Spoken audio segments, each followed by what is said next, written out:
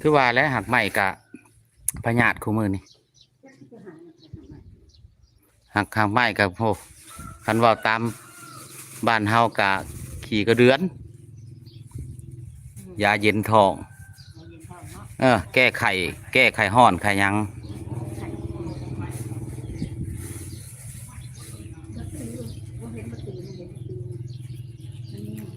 เขาให้เห็ดหน่อยนะนะเขาเห็ดได้หลายก็ดูจักที่บอกเขาได้แล้วเมื่อยบอกเลยตะกี้ทง5,000นะกินจะบ่เบิด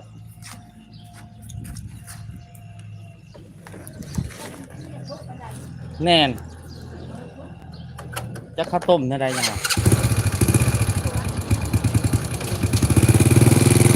เป็นบางมื้อ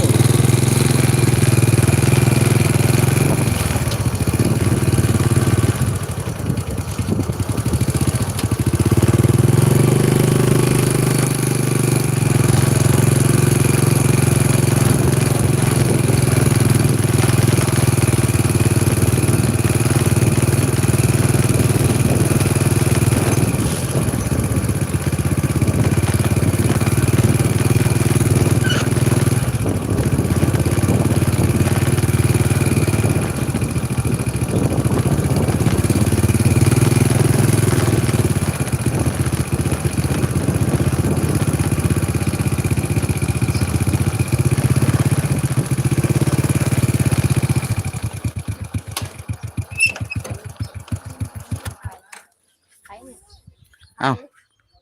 จุนั้นไปใช้คือบ่มาใส่หนีจุนั้นแหละ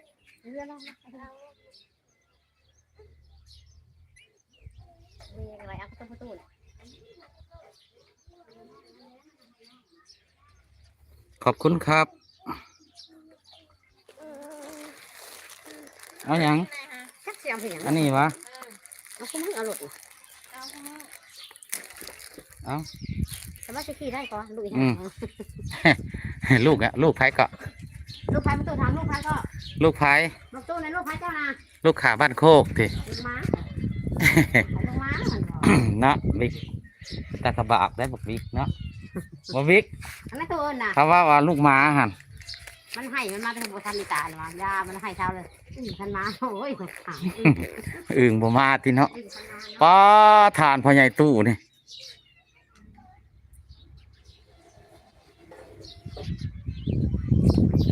แม่งไปเต้นระวงแล้วคืนเห็นเนาะ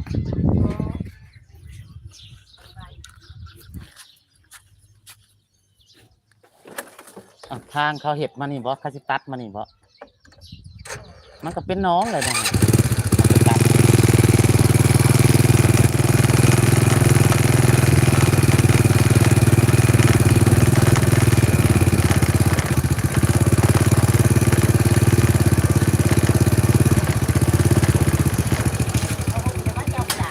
บ่ต้นชื่อชีวิต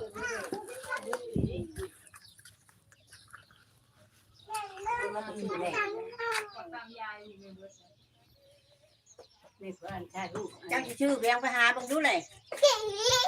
มันเบิดแล้วในเท้าจะเป็นหยัง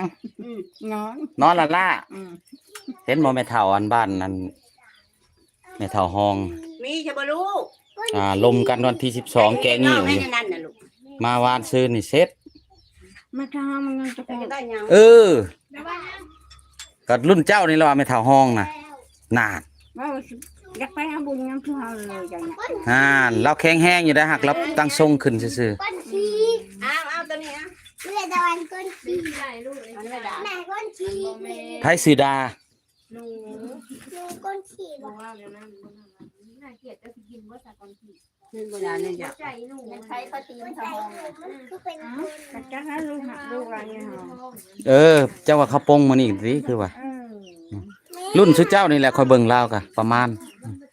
การจะไปบุญยังไงไงเนี่ยจะแยงเหรอจักเมียใครแล้วเขาไม่ได้ผัวหรือวะแล้วแบบว่าพอฮะเราบ่ได้เอาผัวใดผัวเราเสียเลย